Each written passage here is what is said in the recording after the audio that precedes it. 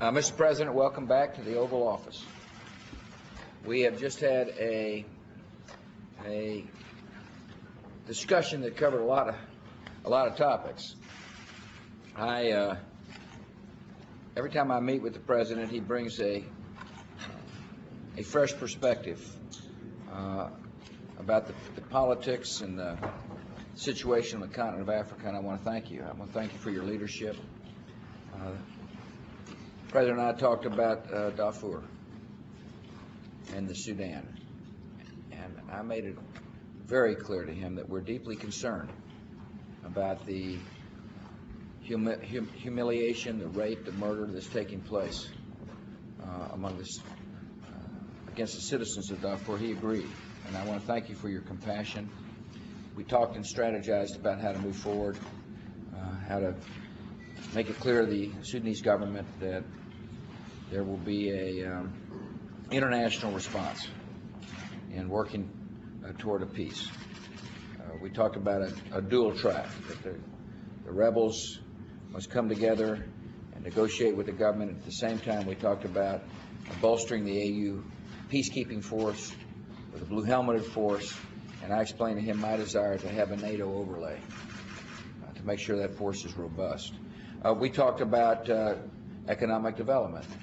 Of course, I brought up energy to the President. He and I talked about the situation in the Nigerian Delta.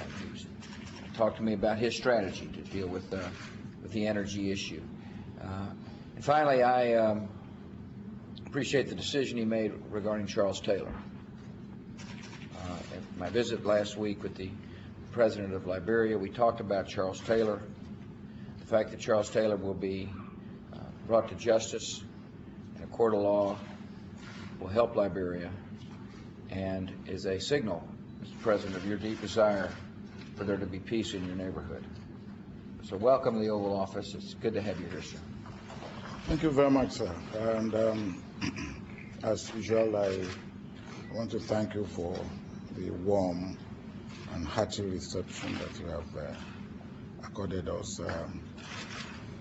The areas that I will call the areas of concern, by the time I arrived here last night, seem to have been divinely dealt with by this morning, particularly the issue of Charles Taylor. And as I said to you about a few minutes ago, Charles Taylor should be landing in Liberia by now, which should start putting the issue of Charles Taylor behind all of us. I appreciate the understanding of everybody and the way that the issue has been handled. I met the press earlier on today to actually give what was our own position and how we were hoping to deal with the issue of Charles Taylor disappearance. And of course, I do not agree, I must say this, that we have been negligent in the way we handle Charles Taylor's issue. If we have been negligent, then Charles Taylor wouldn't have got away. He would not have been arrested if there's connivance or condonation on our part. Now, having said that, we of course talk about the general situation of peace and security in the West African sub-region and how West African sub-region, with Charles Taylor's issue put behind us, how West African sub-region is gradually becoming a haven of peace. We have dealt with Togo, we have dealt with Guinea, Bissau, we have dealt with Sierra Leone. Hopefully, we are now dealing with Liberia, and things seem to be going fairly well in Cote d'Ivoire. Well, of course, we are keenly watching the situation in Guinea-Conakry. Then we look at the rest of Africa, particularly Democratic Republic of Congo, Ethiopia and Eritrea, and the Great Lake generally. Then we talk about the issue of development, particularly security, supply security, stability, and